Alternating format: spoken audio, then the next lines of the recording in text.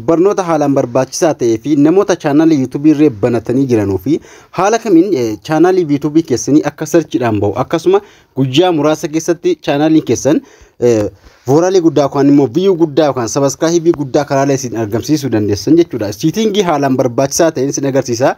Maqaan keessan gaa searchiidhaan akka isinii bahu yeroo namni chaanaala gubbaarra seenee search godhee qubeen maqaa keessan keessa jiru namni waan biraa yookaan immoo lakkoofsa maqaa nama biraa yoo barreesse maqaan keessanillee akka searchiidhaan bahu akkasuma chaanaaliin keessan viidiyoo keessan searchiidhaan akka namni argachuu danda'u siitingii murteessaa ta'e kan sirreeffachuu qabdan Google Chrome irra seenuudhaan isin agarsiisa. Egaa chaanaala YouTube warri banattanii reef itti fayyadamaa jirtanu warri chaanaala YouTube reef banattanii itti fayyadamaa jirtan siitingiin kun isinii baay'ee barbaachisaa isiniin jedha. Namoonni hin beekne yookaan immoo siitingii kana itti fayyadama isaa yoo hin beekne haala kamiin akka isin itti fayyadamuu dandeessan isin agarsiisa isiniin jecha. Warri chaanaala kan kun hin beekne egaa abduu oroo jechuudha argattu chaanaala gubbaa irra seenuudhaan bakka viidiyoo kana kaa'uudhaan viidiyoo hedduu kan agarsiisee darbeetu ajjala jira irra seenuudhaan irraa baradhaa isiniin jedha. Egaa warri subscribe hin godhin subscribe gochuu hin dagatinaa isin jedha chaanaala kana akkasuma viidiyoon hin gadhiise irra seenuudhaan chaanaalii YouTube keessanii amata takka osoo isin moonii hin ta'in yookaan immoo monetization hin ta'in waggaa takka isinitti gahee yoo jiraate viidiyoo keessan gaa ka gadhiiftanii jirtanuuf akkasuma irra deebuudhaan akkaataa isin itti haaromsuu dandeessan akkasuma viidiyoo keessan amata meeqaa yookaan immoo waggaa ka gahee jechuudha osoo isin moonii hin ta'in seera YouTube keessatti gaa moonii osoo hin ta'in amata tokko isinitti gahee sa'aatiin keessaniif subscribe keessan osoo hin guutin jechuudha. Sa'aatii isin irraa kaasuu danda'a irra seenuudhaan gaa sirreeffadhaa isiniin jedha. Gara barnootaa isin ofaana waliin tura chaanaalii YouTube takka gaa yookaan immoo maqaan keessan searchiidhaan akka bahu viidiyoo isin gadhiiftan searchiidhaan akka bahu jechuudha nama hunda haala kamiin akka kaawwachuu dandeessan siitingii haalaan barbaachisaa ta'e kana hundi keessan na waliin tura isiniin jedha. Gara Google Chrome deemtu siitingii kana argachuudhaaf browsera itti fayyadamtoonni seentu jechuudha. Gara Google Chrome yookaan immoo browsera itti fayyadamtamu irra seenuudhaan gaa browsera kanarra yaa chaanaalii YouTube keessanii haala kanaan isinii bada browserri yoo YouTube irraa hin qabaanne haala sign inni gootu YouTube keessan asirra yoo hin jiraanne jechuudha. Gara fuulduraa deemuudhaan duratti gaa warri Google Chrome irraa haala kana eegaseentanii tuqaa sadiin kaa tuquudhaan gaa desktop site ka jettu kana ganjallaa kaa dhufuudhaan mallattoo karaa itiitti kaa'uun irraa fatanaa maaliif kana yoo irraa itiitti hin goone ta'e Chromein keessa galuu hin dandeessan isiniin jedha. Gara YouTube Studio deemna Google Chrome keessa hin jira hamma bilbila kiyya barreeffama waan shifeessee isinitti agarsiisuu fi dalga ciibsee isin agarsiisa bilbila kiyya yookaan immoo bilbila koo dalga ciibsee isin agarsiisa. Bilbila kiyya gaa dalga ciibsee jechuudha akka barreeffamni sirriitti mul'atutti isin agarsiisa. Haala kanaan gaa Google Chrome irra eegaseentanii jechuudha. Profaayilii keessan kan YouTube ni tuqxu gara YouTube Studio deemuudhaaf. Profaayilii YouTube irra eega tuqxanii gaa haala kanaan isinii baasa. Kanaafuu haala kanaan eega isinii baasee YouTube Studio kan jedhu kana irra gadi qabdu. Irra gadi qabdanii opening new tab ka jedhu isinii dhufa asirratti opening new tab ka jedhu kana irra gadi qabdu jechuudha. Haala kanaan gaa achirra eegaseentanii ganjallaa kana YouTube lamatti isinii dhufa diimtuu gamana gara harka mirgaatti asaantu irra gadi tuqxu YouTube sanarra jechuudha. Achirra YouTube itti gamana asaantu kanarra eega tuqxanii haala kanaan isinii baasa. Yeroo inni haala kanaan isinii baase gaa dashboard fi akkasuma analysis chaanala keessan keessa isin galchaa jechuudha. Haala kanaan chaanalii keessan keessa eega isin galchee eega irraan gadee kana yookaan immoo harka gamana harka mirgaa irratti ka'antu kana yookaan immoo rangadee kana gaa siitingii inni jira gad dhufuudhaan siitingii ka jenni seentu macarrashaa gad dhufuudhaan gaa siitingii ka jetti kaan tuqxu jechuudha. Harka bitaa irratti rangadee sana ol xaa'uudhaan siitingii inni tuqxu. Siitingii yeroo isin tuqxan gaa isinii baasa haala kanaan jechuudha. Siitingii tuquudhaan haala kanaan isinii baasa. Kan inni isinii baasu jeneraalii fi chaanaalii fi irraa olee kana siitingii gidduu isinii baasa abduu isin jira. Channel ka jooni tuqxu asirra siitingii kana irra bakka channel jedhe kana ni kaawwattu jechuudha. Bakka channel jedhe kana ni tuqxu. Channel irra eega kaawwattanii gaa haala kanaan isinii baasa barreeffama sadii ayinataa sadii isinii baasa basic info fi advanced setting fi future eligibility ka jedhu kana isinii baasa. Haala kana yeroo isinii bane gaa settingii inni guddaan isin agarsiisu dhufee asirratti argattu jechuudha. Kanaafuu settingiin kun maal jettan haala kanaan an barreeffama naqeen jira.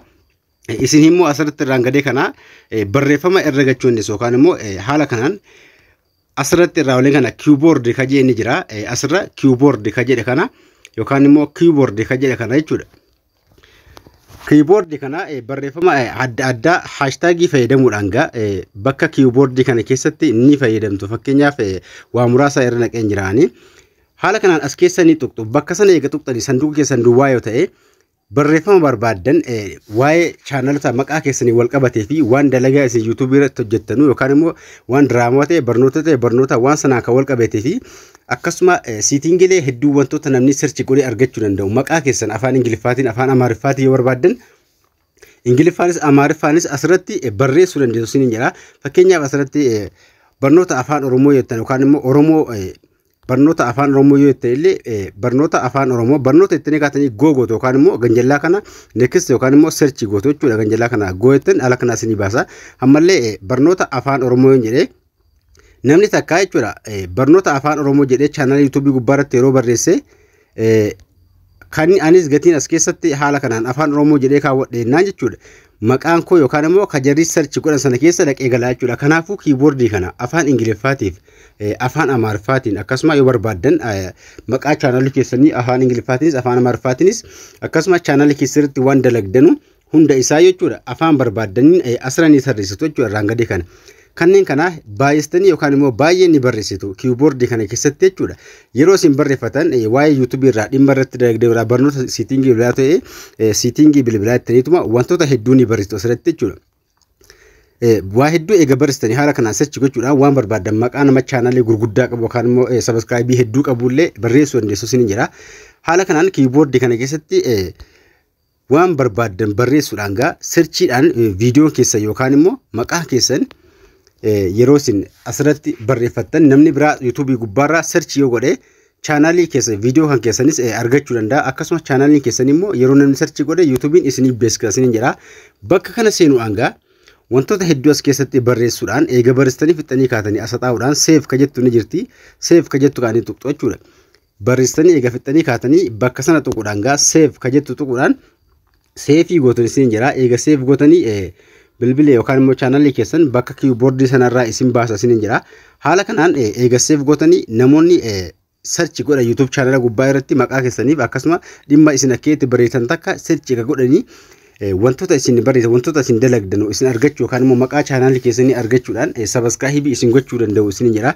Barnoota haalaan barbaachisaadha kuni. Kanaafuu irra tuquudhaan bakka siitingii seenuudhaan gaa siitinga kana keessa eega seentanii gaa channel seenuudhaan ammallee channel eega seentanii haala kanaan keyboard kana keessa naquu dandeessu sinin jira. Asirratti illee bakka biyya jijjiiratanuu biyya barbaadan kaawwachuu dandeessu.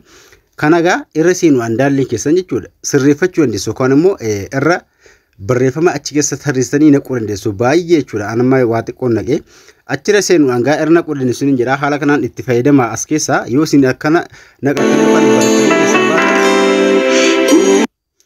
barreeffatanii yoo isin keessaa baatan gaa channelii gubbaa yookaan immoo YouTube gubbaa irratti namni wantoota isin achi keessatti barreessan search godhee yookaan immoo waan sana search yoo godhee qubee isin achi keessa barreessan search yoo godhee channelii keessan argachuu danda'a. Bakka search tuquudhaan gaa yoo akkaataa barnootaa ta'e yookaan immoo waan irratti dalagdan takka yoo ta'e jechuudha. Waan sana achirratti yoo asirratti waan sana achitti barreessan gubbaa kanarratti search yoo godhan isin argachuu danda'u sinin jedha. Kanaafuu irra seenuudhaan gaa haala kanaan haala nama barreessan barreeffama hedduu barreessuu dandeessu hamma barbaadan hanga 5,000 isin heeyyamaa isin hanga barbaadan an dhibba takka illee dhibbaawii waa xiqqoon barreesse isin irra tuquudhaan hamma barbaadan gaa achirra barreessuudhaan irraa fayyadamuu dandeessu yookaan immoo voraal yookaan immoo view guddaa argachuu dandeessu sinin jedha. Haala kanaan itti fayyadamaa channel kan ku hanga ona subscribe hin godhin warra jirtanu subscribe gochuu hin dagatinaa sinin jedha. Barnoota kan ku keessaa waan isin galuu jiraate comment na barreessaa. Akkasuma barnoota hedduu gadhiisan jira warri argatee ajjala galtanii irraa argachuu dandeessu. Ajjagala irraa baradhaa sinin jecha waan isin galuu jiraate comment na barreessaa. Barnoonni harraagaa waa'ee keyboard yookaan immoo siitingii harraa kana keessa irra kaawwattanii kaatanii siitingii kana faayidaa guddaa irraa argachuu dandeessu seenaatii irratti barreeffadhaa sinin jedha. Haala kanaan keyboard kaawwattu kana malees siitingii hedduu jira. Waan isin galuu yoo jiraate comment na kaa'uu hin dagatinaa. Channel kan koo video kan koo like tuquu hin dagatinaa. Barnoonni raasumatti dhaabataa hanga walitti deemnutti nagaan tura.